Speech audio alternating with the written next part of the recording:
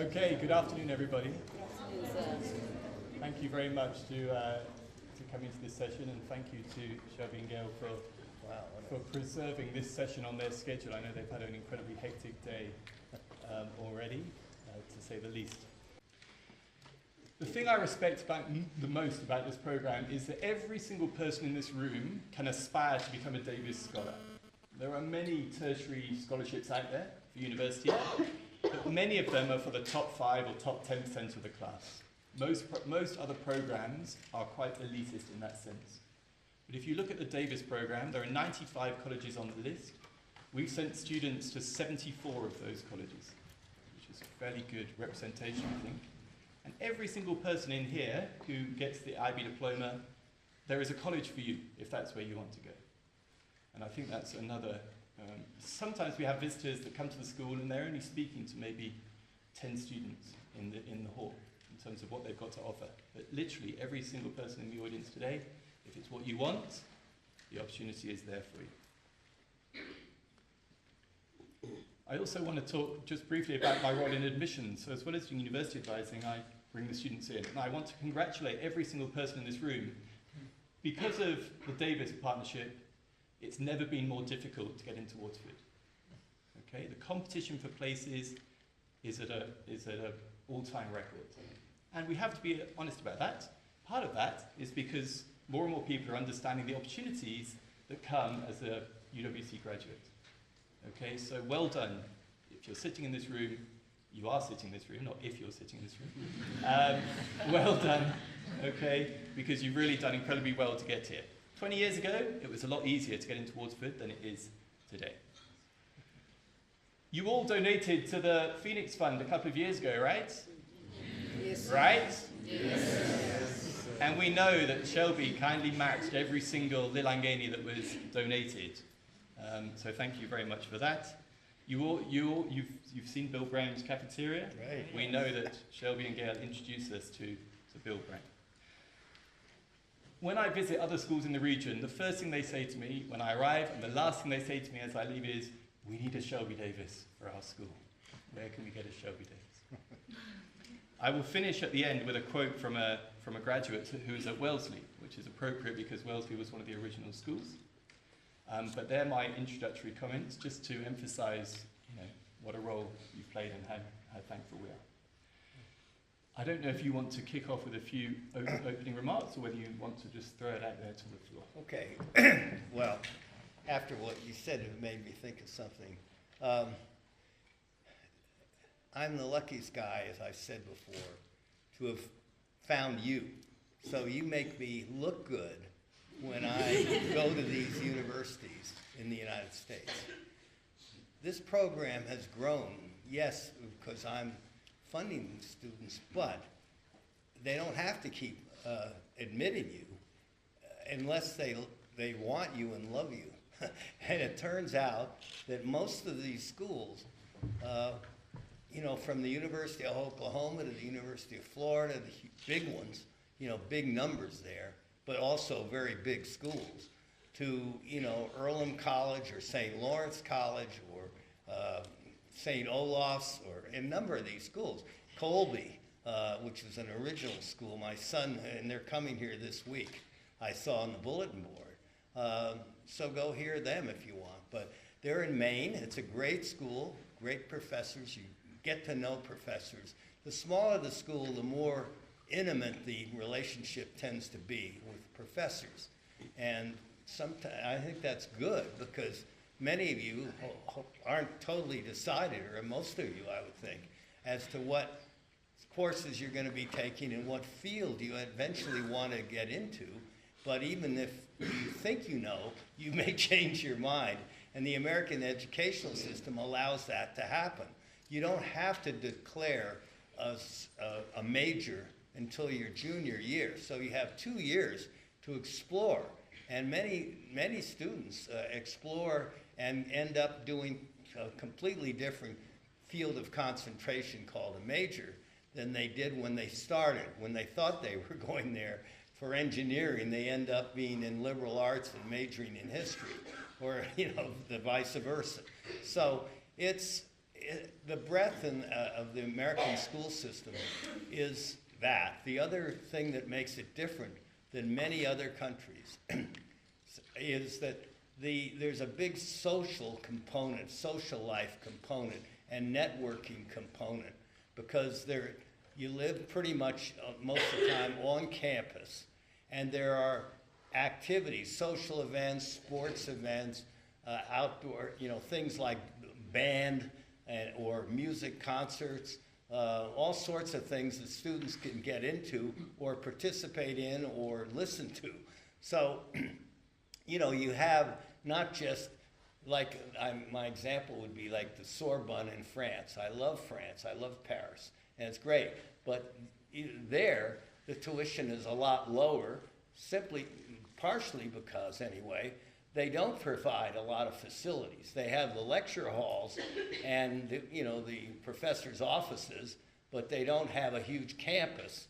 They don't have a lot of dining halls or no dormitories, pretty much, and that kind of thing. So you live around Paris. There are buildings that are populated largely by people at the Sorbonne, but it's not like a closed campus in the U.S. where you get to know. You don't know who you're going to get to know, and you eat together in big dining halls.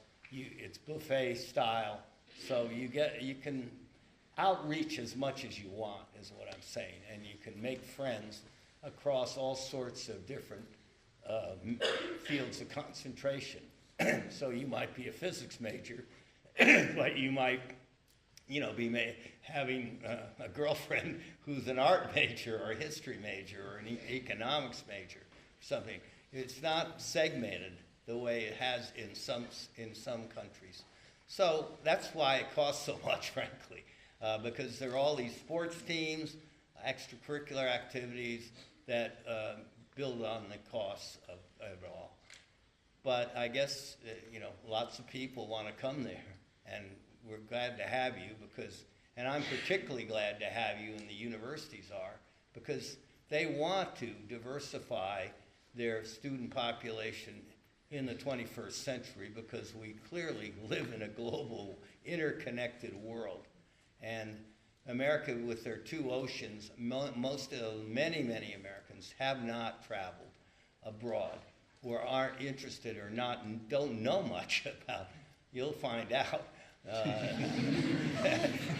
And so part of our goal here is to help educate the Americans through your good service and your good location there, and through your outreach. And you students seem to have the ability to outreach to the Americans. You can make friends. You can get rejected too, but that's always a thing. But not rejected, but you don't make friends. Somebody's not interested in your story or whatever. But there's free movement around, and I think a lot of you'll find that you can make a big difference at these universities, and that's why they like having you. The professors love you because you're prepared for class. You come regularly, and you take the most full advantage of what's offered.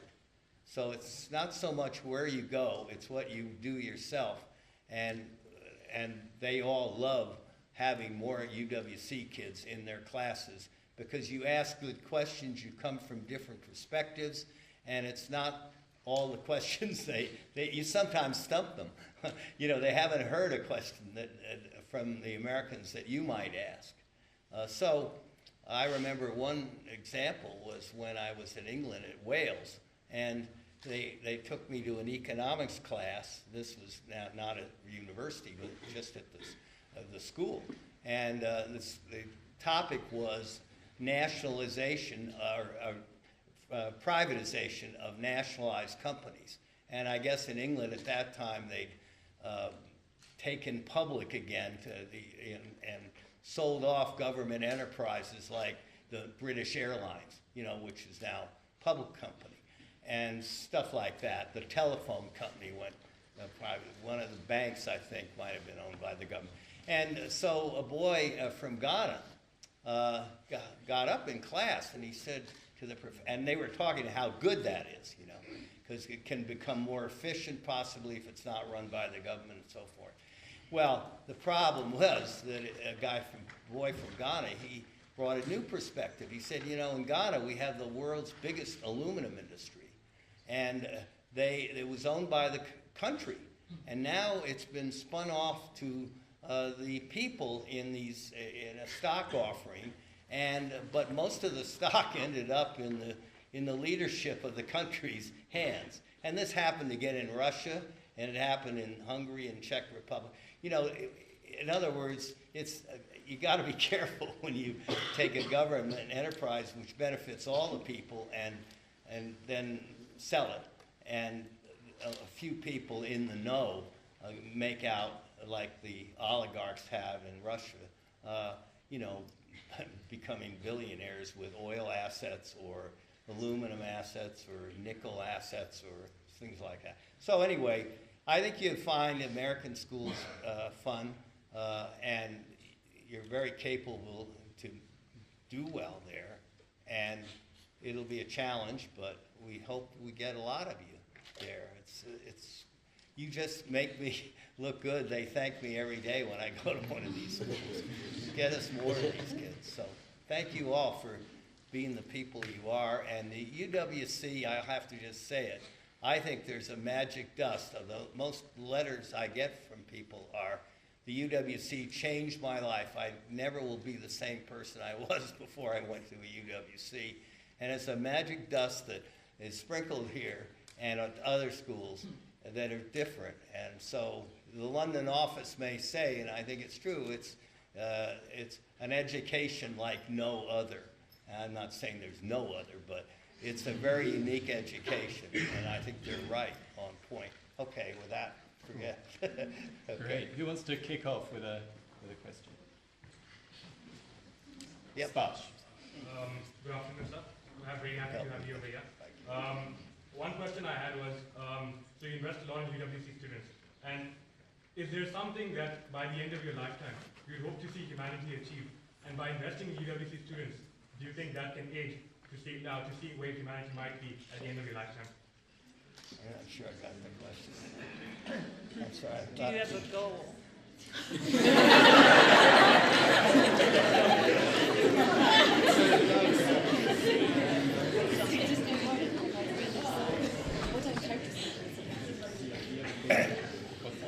Well, one thing, it won't go to my kids. I mean, my own children, because we came from a family that didn't believe in big, you know, you think you're doing them a favor, but actually you spoil them and they lose their self-esteem if they didn't, you know, have a career of their own. That's not always the case, and that's fine if the kid handles it right, but sometimes if they inherit something that they didn't earn. So my father, when I was 40 and making, I tell this morning, was, you know, our firm was booming. He called me up one day and he said, you know, I just want to make clear I'm not leaving you anything in my will. And I said, oh, that's fine, Dad. Why? Well, give me a reason. And he said, because I wouldn't want to deprive you of the pleasure of earning it yourself. That's what he said. And I feel that way a little bit about some of my kids are already doing extremely well, and I'm hopeful the others will. They're younger, and you know, and they'll be fine. But they don't need to be, you know, ultra extravagant, especially if they didn't earn it, because it gives them the wrong values set, as far as I'm concerned. But the question.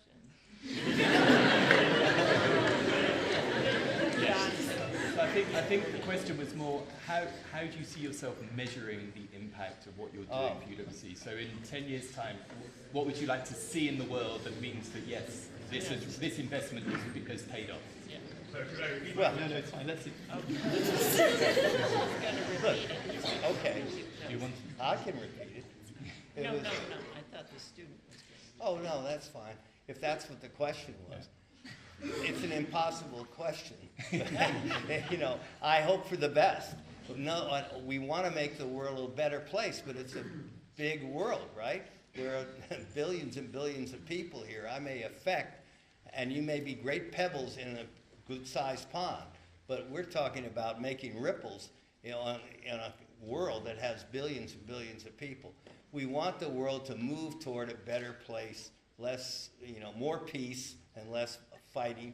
UWC was started by Lord Mountbatten, Prince Charles, and Kurt Hahn after World War II, which followed 15 years after World War I, and probably 60 million people were killed in Europe in those two wars in 35 or so years apart. I mean, in those 35 years. And they really felt strongly that they wanted to avoid World War III. And so far, the UWC has done that. We've avoided World War III. So I'm hopeful that my mother used to put it this way: why can't we skip the wars and go straight to the peace conference? I mean, it is a barbaric system of settling arguments by dropping bombs, on enemy you can't even see, off drones, and you name it. I guess we have to do it sometimes, but it's not civilized, if you ask me. And so we're all hopeful of a peaceful, a better world where more prosperity can come from peace and investment rather than trying to take over territory or annihilate an enemy or something. We just don't think it's. I can't do anything better either, by the way. I have no idea how this turns out. I didn't know how good you all were. And so it's your job to make me continue to look good and solve the world's problems. How about that? Cool. Another question? Bobby. What advice would you give to students like us who are hopefully soon going to transfer from a very holistic environment such as the UWC campuses to a more realistic environment out in the different universities across the world? What was that about? What advice would you give them for changing from an environment like this to reality out there? Well, yeah. I mean, you'll be changing when you go through the university environment that's different than this. And then you'll change again when you get into a work environment. The key thing in the first stage of everything is you won't be successful unless you show up. You can't hold a job if you don't show up. You really won't do well in class if you don't show up, etc. And that's probably true here too. I know on the semester at sea, if you miss 4 classes or something, or 4, they mark you down because you don't have an excuse that your grandmother died because they know you're right on the ship. They can find you. So, I think you just have to adjust, but that's all I can say. I don't think there's any. You'll grow up in it. I mean, you're not unique. Everybody's going through that process, and it's actually a fun process to feel you're making your own money or your career is advancing. You're actually getting promoted. Here you are getting promoted too if you go from one class to the next and so on. And that'll be the same in college. But then when you're in a company or in a law firm or a hospital, you have a different set of challenges, and you'll probably be winners because you have those habits. So I'm betting on you, and I don't know how to tell you to adjust, but everybody has, so, does it? 2 tough questions to start with. Dayan? Hello, sir. This is very different to the other 2 questions asked, but at your speech at the assembly, you were telling us about the 30-30-30-year distribution of your life. So for the first 30 years, you said you left your company as the head of research to start your own investment management firm. And it's big risk taking that, You're exchanging your stability and certain level of income into this uncertainty. What made you think that investment was the way to go, and what made you take that risk? You got that? I need the mic in the audience. Go ahead. No.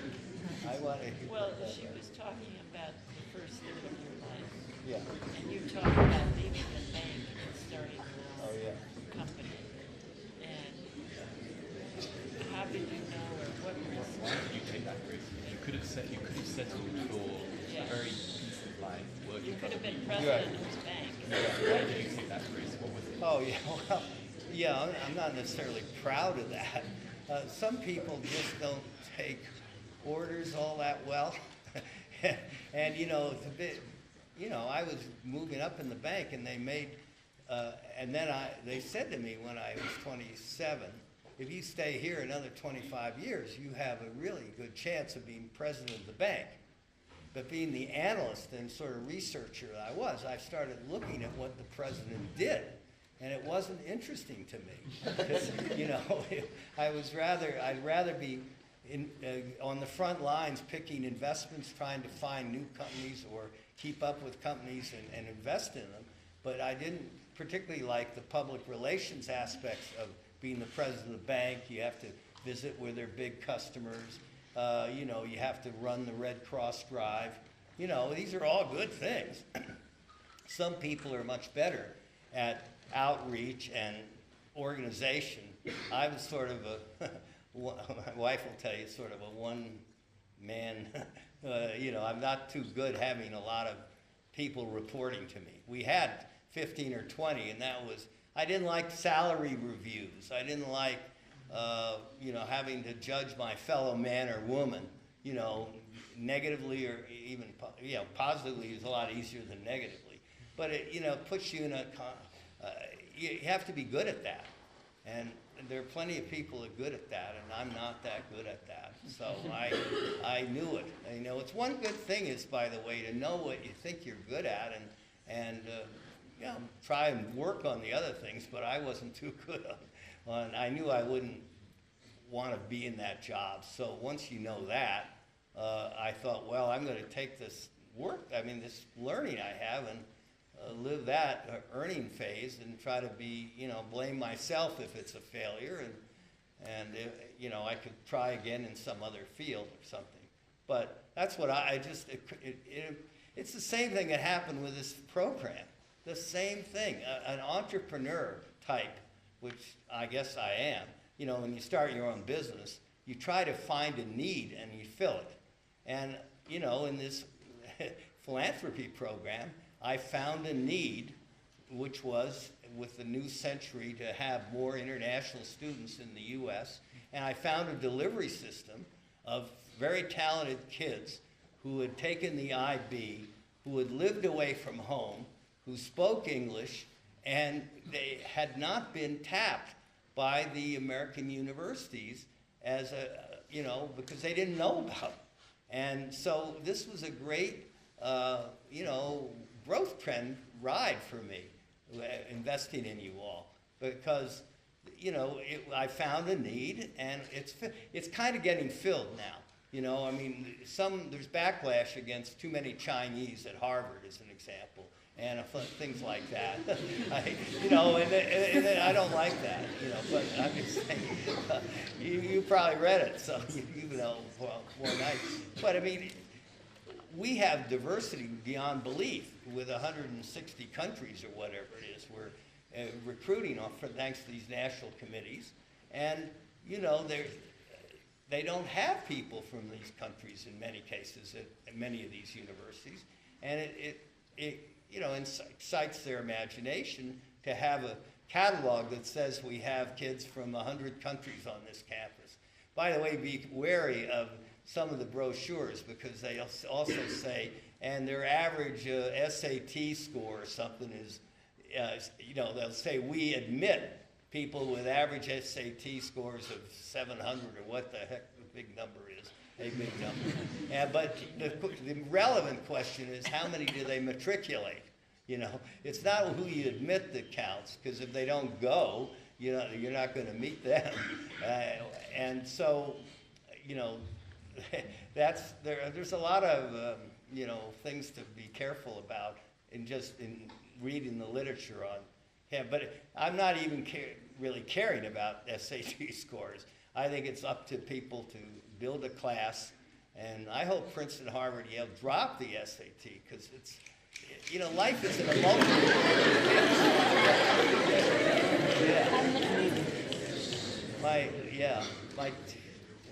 Anyway, I had two partners from Yale, by the way, and my daughter went to Harvard. So, we know all about the Ivy League, but there's life after the Ivy League too, for sure. And yeah. Cool. So, any other questions? Yeah. Okay. Right here. Oh. So I think most of us have realized. I think most of us have realized in our conversations with you and in your speech this morning that you're obviously a very innovative investor and businessman and all of those things. And so a cynical businessman might look at your investments and say, well, you're just giving away money without getting any money back. And so in terms of business, this is a very bad investment. And so it must mean for you that the sentimental value of what you get out is more important to you than the actual material wealth you might get out. And so why is it that you chose to lose all this money in for education? Why is education such an important thing for you? Okay, well, education creates possibilities. That's the way I say it. If you have an education, you have more possibilities than if you don't. And so I think it's one of the gifts, things that we all want to work on, making our educational systems better and more available to more people, because hopefully that'll help be a better world.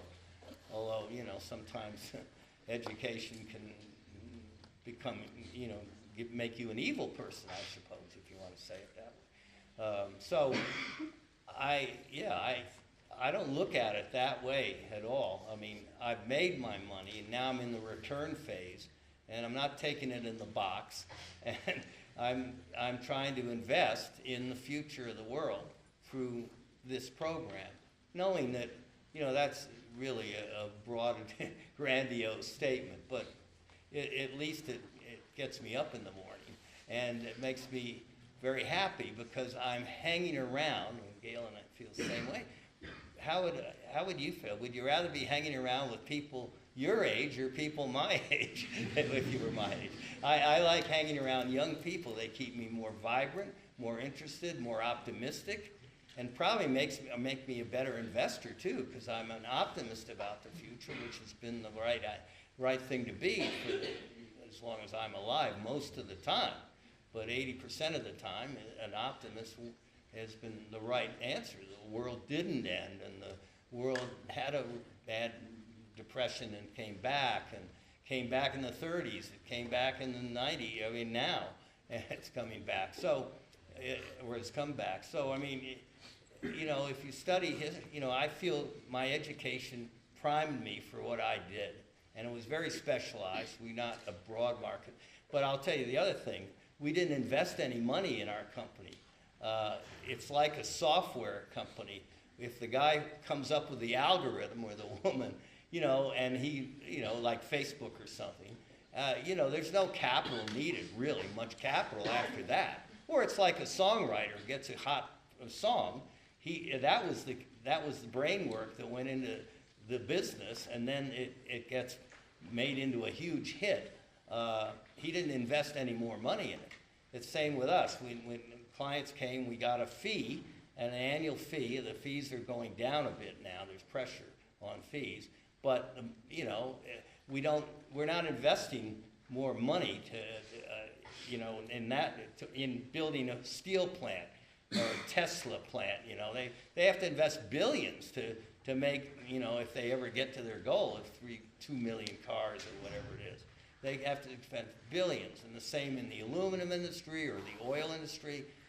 These are capital-intensive businesses, whereas the service industries tend to be capital-light businesses. Software, money management, things like that. And banking is more capital-intensive, very capital-intensive. You have to have capital to make loans. The government forces you to have a lot of capital. But law firms are capital light. Medical doctors are capital light. I mean, they have to buy some equipment maybe, but maybe they just work at the hospital that has the equipment. There's a lot of service industries that are capital light, and software, and a lot of the new things that are coming. Who knows what it's all going to be? But the world's changing fast because of this artificial intelligence and augmented reality is coming. There's so many things. The internet and software are bigger than probably electricity was 100 years ago. You know, we didn't have any electricity, so that had to reorganize the entire manufacturing base toward low-cost energy. You know, it used to be you just get it off, out of, you know, a dam, a river, and so you had to locate. But now, and then air conditioning changed a lot thanks to electricity. Made a lot of places more livable, and you know, workplaces more workable. So there, you know, there's always change, and it seems to be accelerating right now. And information is all digitized. Photography is all digitized. Once it's digitized, you can fly around the world in an instant, right? And so, by the way, I wish people would realize that if you go to war, there'll be somebody with a camera somewhere, and you're going to kill some innocent people, and there'll be somebody with that photo. You know, it's not the old days when censorship was possible. It doesn't seem like it's possible now because people have cameras everywhere, and that stuff is out there on the internet before you can manage it, so to speak. And so I'm hoping that's a big deterrent to war, because you're going to be blamed. I mean, big time. And I think, you know, we suffered a little from that. You know, and everybody should suffer from that. That's why I'd like to have my mother be right. Forget the war and go to the peace conference. Cool. Leah had a question.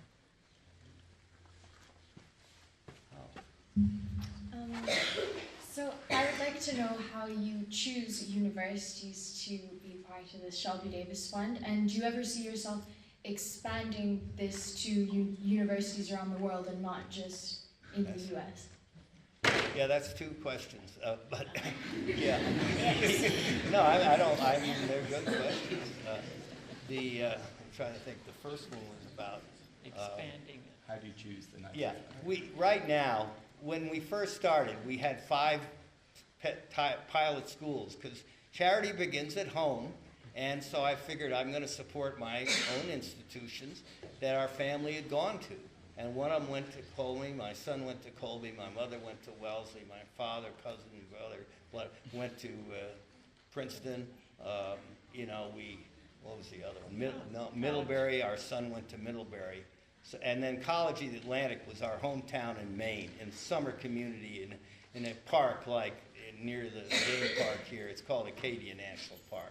So it's all protected land. It's a summer community, and you know, the college up there has come under good management, really good, and it's an environmental school, very small. There are only 300 people in the college, you know, this college, so it's almost like a UWC, but it's all focused on an environmental degree.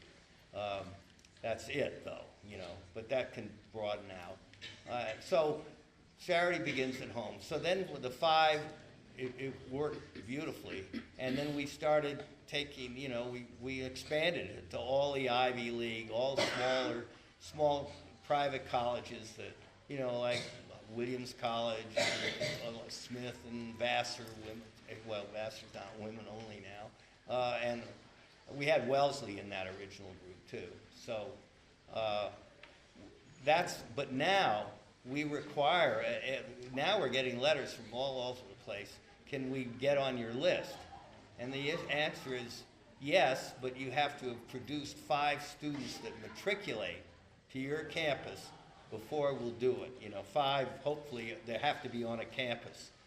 Just 5, and that can take 4 years. You know, get 1 or 2 1 year, but you need to have a minimum of 5 there that they pay for, and that you know, because the paperwork got impossible. You know, if everybody comes in, then we're mailing stuff, and they're not getting anybody. And we've had a couple that have now dropped off the program because they aren't able to matriculate.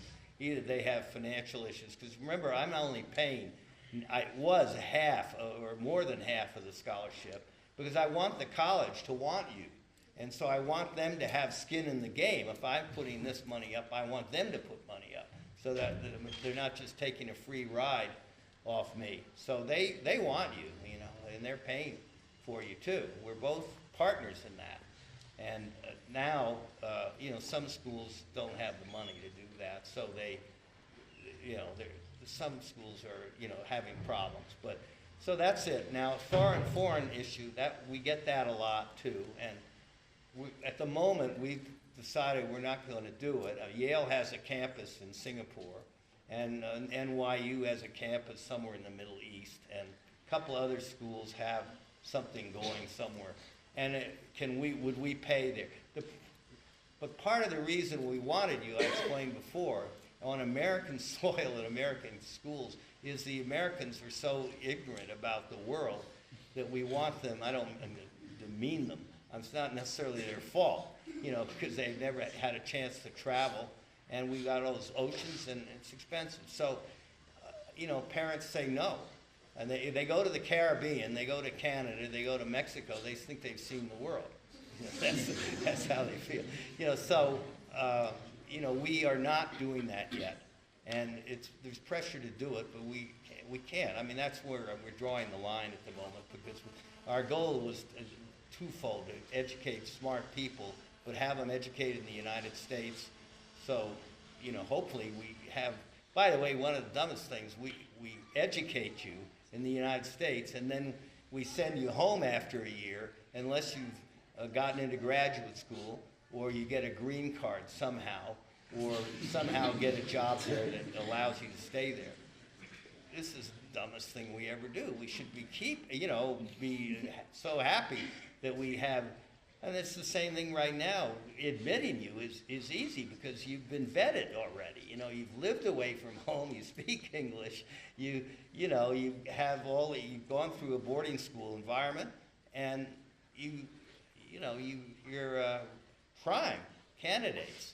And why would we, after then 4 more years investing in you, why would we do that? You know, the technology companies don't want to do, but no political party stands up for you. I don't know why. I don't get it. So it is a puzzle. But we aren't going to go right now doing that because we've got a lot on our plate. What the current colleges would like me to do is keep raising the amount I give them. You know, because they're raising their tuitions all the time, and we just did raise it by $5,000 for the not this fall, but the next fall.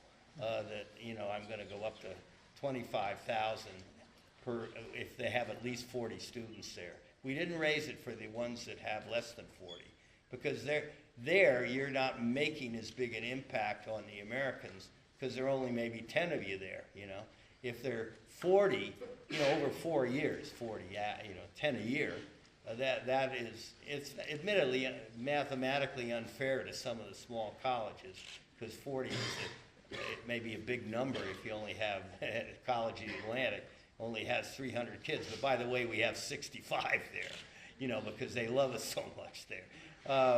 And the kids seem to like it there, and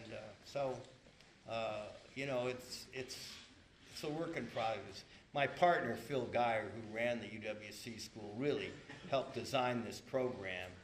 We run it with 3 people, myself, Phil Geyer, and one lady up in Middlebury College. It doesn't work for the college, but we save money by having our brochures like this book and so forth printed in, you know, up there in Vermont rather than New York City or somewhere like that. So the costs are lower, and we're always looking to save money so that we can give money to scholarships.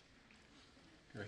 Yeah. Now, I'm aware that we're reaching the end of the formal part of the program, but so that I know there are some of you that do need to go back to class. I just want to finish with this quote from a Waterford student at Wellesley, because I think that's obviously a college close to your heart. But if there are students who are free or feel like they can butter up their teachers by saying, I'm sure we can continue with a few more questions until about 3 o'clock. I know that you want to rest before the concert.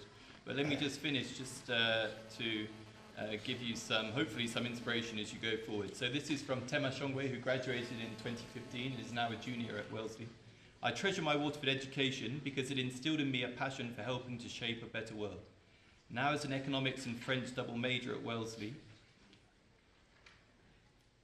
and a fellow in Madeleine Albright's Institute for Global Affairs, and a future leader in my country, I continuously ask myself, what can I learn from all my experiences here in the US, and how can I use that to help shape a more peaceful and sustainable future for Eswatini? It is only through your generosity that I'm even able to have such invaluable experiences that are enabling me, a young Swati woman, to grow in knowledge and in confidence. Thank you for investing in me, my future, and in the future of the Kingdom of Eswatini. May God continue to bless you.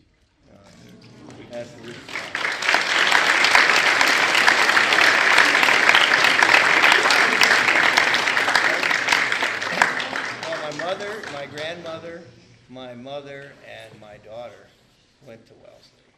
And so that really makes me feel good. Thank you. I thank her. Yeah. It is a great school. I've never been in a room when I go to Wellesley. I haven't been back for about 5 years. My mother died in 2000, when she was 106, about 5 years ago. And just before we went up there, and then we went up there for a service and so forth. And yeah, so I haven't been back, and I'm trying to turn that role to my daughter, who's, just gotten married. She's 32. And let her go and represent the Davis family at Wellesley. But when I met those Wellesley women, I'm telling you, they're the most astounding group. They are not shy, and they're very forceful, asking questions. And when my mother was there, it was so sweet. She'd be sitting in a chair like this, but she had trouble hearing. I got some of that, and they would kneel on the floor to ask her the question. At the cocktail hour, they'd come over and want to talk to her, but they wouldn't stand up here. And when she was sitting, they'd get down, and it's really a special place, Wellesley. Yeah. Cool. So if you need to get to class, or you've got I'll another be here. engagement, I can stay here. Come down. Shelby and will sit stay with you, informally, anyone. but if you do need to leave, that's also absolutely fine, because we have hit our 2:40 mark. So if we could give Shelby a round of applause. For the